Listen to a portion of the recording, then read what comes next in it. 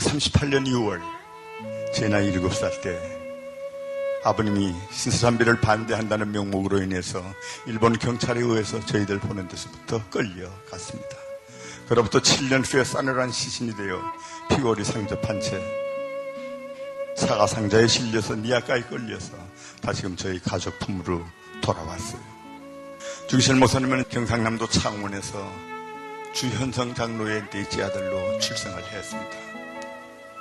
고향의 보통학교를 졸업하고 난 다음에 그는 고향에서 1500리나 멀리 떨어져 있던 지금 저 북한의 평안북도 정주에 있는 오산학교로 진학을 하게 되었습니다. 주목사는 그 오산학교에서 당시의 교장 선생님이었던 고당 조만식 장로님을 만나게 됩니다. 그리고 조 장로님으로부터 나라 사랑과 민족 정신에 대한 철저한 훈련을 받게 되었던 것이었습니다. 주변의 반대에도 불구하고 그는 평양신학교로 진학을 했습니다. 부산과 마산에 이 12년 동안의 목사 심호하는 기간 동안 그는 그때 일본이 우리 한국교회에 강요하기 시작했던 신사참배 한국운동에 결사적으로 투쟁을 하기 시작하며 자신이 경남노회 부회장 시절에 신사참배 반대 결의안을 정식으로 제출해서 노회에서 이것을 가결하도록 하는데 주동적인 역할을 했던 것이었습니다. 3.1 만세 사건이 터졌던 그 수많은 반일 한국 운동의 대부분이 우리 기독교인들에 의해서 일어났기 때문에 일본은 어떻게 하든지 한국교회와 성도들의 신앙을 철저히 파괴함으로써 조선민족의 일본에 대한 저항 정신을 없애고 한국교회를 일본의 신 앞에 굴복시키기로 이렇게 계책을 세웠던 것입니다. 일전 말에 이르러서는 일본의 그 신사신당이 우리 한국교회 안에까지 침투해 들어옵니다. 교회강단 십자가 위에 일본의 그 신사신당을 본딴 모형을 갖다 붙여놓고요. 목사들이 단에 올라와서 설교하기 이전에 그 일본의 신 앞에 먼저 절을 하도록 그렇게 강요했던 것이었습니다. 일본의 신사참배의 강요가 가장 심했던 것이 지금 저 북한의 수도인 평양교회였어요. 평양교회를 굴복하는 것이고 전체 우리 한국교회를 장악한다는 그런 의미하에서 그들은 평양교회에 대한 핍박을 가장 심하게 했던 것이었습니다. 한국교회는 갈대 무너지듯이 그대로 다 쓰러져 버리고 말았던 것입니다. 이러한 절박한 처지에 빠져있던 한국교회는 이런 시련과 혼란을 이겨내주고 일본의 태양신과 싸워서 이겨줄 수 있는 그런 영적 지도자가 절실히 필요로 했던 것입니다. 이제 주목사는 자신이 피 흘려 죽을 수밖에 없는 평양으로 1936년 입성을 하게 되었습니다. 한국교회가 평양이 이 신사참배 문제로 인해서 만약 나의 피를 요구한다면 내가 제일 앞장서서 먼저 흘릴 것이죠. 그는 이렇게 쓰러져가는 한국교회의 마지막 회포를 밝혔던 것이었습니다. 1938년 9월 전국 27개 노회에서 목사, 장로, 선교사 193명이 이날 총회에 참석하고 그 사이사이에 97명의 일본의 고등교 형사가 자리 잡고 감시하는 가운데서 마침내 신사참배 찬성 결의안은 가결되고 한국교회는 일본 신 앞에 굴복을 해버리고 맙니다. 그리고 27개 노회장 목사 27명이 우리 한국교회를 대표한다고 제 발로 직접 걸어서 평양 신사에까지 가서 일본 신 앞에 무릎을 꿇고 엎드려 큰절을 하는 한국교회의 역사상 가장 부끄러운 역사의 한 페이지를 남겼던 것이었습니다. 총회에서 신사참배 찬성 결의가 가결되었다는 소식을 그날 밤 주기철 목사님은 감옥 안에서 듣게 됩니다. 그리고 무릎을 꿇고 엎드려 통곡하며 이렇게 기도했다고 훗날 자신의 성도님들에게 말씀을 했어요. 내 주 예수의 이름이 땅에 떨어져 버리고 말았구나. 평양아 평양아 동방에서 예루살렘아 영광이 내게서 떠나가 버리고 말았도다. 모란봉아 통곡하라 대동강아 나와가 죽으자. 그리고 드리리이다 이 목숨이나마 우리 주님께 드리리이다. 칼날이 나를 기다리고 있느냐 내가 그 칼날을 향해서 나가리라.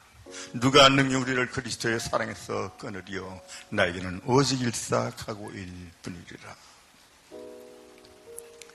한국교회가 신사참배 문제로 자신의 믿음의 절개를 벌이며 이렇게 소용돌이치고 있는 이 와중에 주목사님은 갑자기 평양에서 경상북도 어선경찰서로 압송당하는 사건이 생기게 되었습니다. 바로 농해 독립운동 사건이 터지면서 주목사가 그 주모자로 억지 혐의가 뒤집어 씌워졌기 때문이었습니다. 주목사님은 7개월 동안 어선경찰서에 붙들려 있었습니다. 갖은 고문으로 몸이 지키고 손톱 발톱이 다 빠지고 하루에도 기절하기를 여러 번, 추위와 배고픔과 육신의 고통을 더해서 죽음의 고비를 몇 번씩 넘겨야 했습니다. 어떻든 7개월간의 이 고통을 이겨내고 그는 무혐의로 석방을 받아서 1939년 6월 다시 못 볼 줄 알았던 평양으로 되돌아오게 됩니다. 그날 1시간에 걸쳐서 대략 다음과 같은 말씀을 성도님들에게 해주었습니다. 첫 번째, 나의 기도는 이 죽음의 권세에서부터 이기게 해 주시옵소서. 오직 나에게는 일사각오가 있을 뿐이오니 이 목숨 아끼다 우리 주님이 욕되지 않게 이 사망의 권세에서부터 나를 이기게 해 주시옵소서. 두 번째, 나의 기도는 이 장기간의 육체적인 고통에서부터 승리하게 해 주시옵소서. 세 번째, 내 늙은 어머니와 내 처자를 내 주님께 부탁합니다. 네 번째, 나의 기도는 의에 살고 의에 죽게 하시옵소서. 다섯 번째, 나의 마지막 기도는 내 영혼을 내 주님께 의탁합니다. 주님이 주신 이 십자가 붙들고 내가 쓰러질 때에 내 영혼을 내 주님께 의탁드릴 뿐입니다. 아멘. 주목사님은 총회의 신사선배 찬성결의가 불법이라고 외치며 동료 교육자의 부끄러운 배신에 끊임없이 경종을 울리면서 일본과 투쟁을 했어. 우리 주님 나 위에 십자가 고초당하시고 피 흘러 죽었었는데 내 어찌 죽음이 무섭다고 내 주님을 배신할 수가 있겠습니까?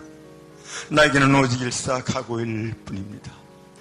아들이었던 제가 기억하고 있던 아버님 주기철 목사님, 평범한 여자의 성실한 남편이었고요, 아이 넷을 두었던 자유로운 저희 아버님이었으며 늙은 할머니를 모셨던 효성이 지극한 그런 아들이었습니다.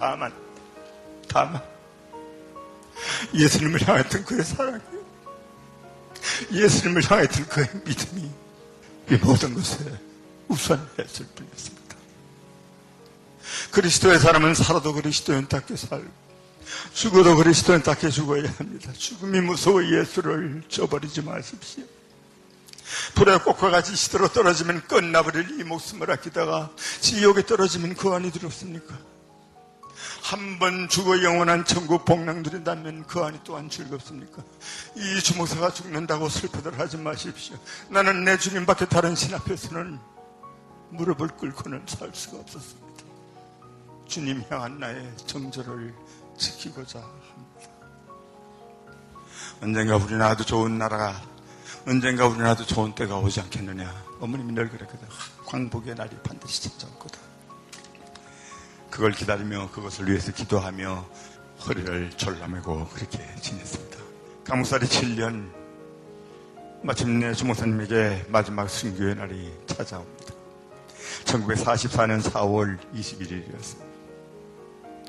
돌아가시기 5시간 전에 형무소 소장의 특별 추선에 의해서 저희 어머님과의 단둘이의 마지막 면회가 이루어졌습니다. 주목사님, 당신은 꼭 승리하셔야 해요. 목사님의 승리가 바로 우리 한국교회의 승리가 됩니다. 그리고 이 고난을 이겨내도록 이 전혀온 성도님들이 오늘도 밤을 지새워가며 목사님을 위해서 기도하고 있어요. 아버님은 그 말을 그대로 받았습니다. 그래서 나를 위해서 기도해 주시오.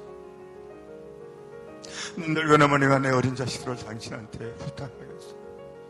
내 하늘나라에 가서 산정인 교회와 조선교회를 위해서 기도할 거예요. 내 이 죽음의 하늘에 썩은 미라를 위해서 조선교회와 조선을 구해주기를 바랄 거예요. 그는 이 말씀을 마치시고 아무런 미련이 없다는 듯이 다시 간수의 등 옆에 뒤돌아섰어요. 목사님, 마지막으로 무슨 딴 부탁할 말씀 없으시냐고. 간수의 등 옆에서 아버님 그때 고개를 뒤로 돌리면서 저희 어머니를 쳐다보시더래요. 그리고 손을 한번 흔들어 주시면서 마지막으로 하신 말씀이었습니다. 여보, 나 따뜻한 숭늉 한 사발 좀 먹어보았어. 이것이 그가 살아서 하셨던 마지막 말씀이 되었습니다.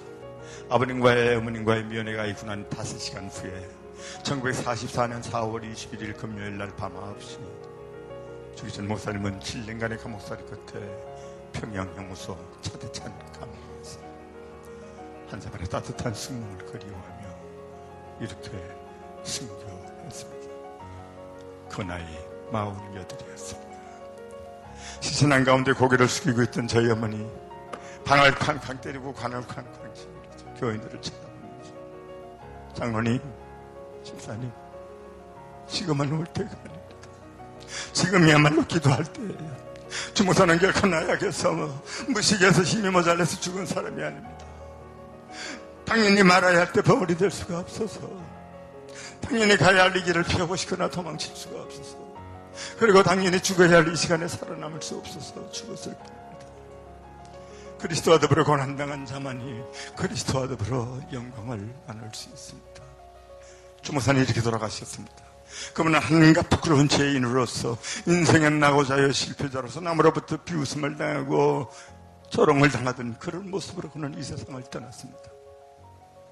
그러나 하마터면 끊어질 뻔했던 한국교회의 믿음의 전통을 단절없이 이어주고, 60년의 어느 한국교회의 풍요로운 부흥과 발전을 내다보며 젊은 청년들 여러분들의 이 예배보는 이 모습을 위해서 바라보며 기도하며 기대하며 그는 하늘나라로 갔습니다. 주목사는 우상 숭배하지 말라고 하신 하나님의 말씀을 있는 그대로 지켰어요. 거기에 이런저런 상황윤리나 시대의 형편을 접목시키지 않았습니다.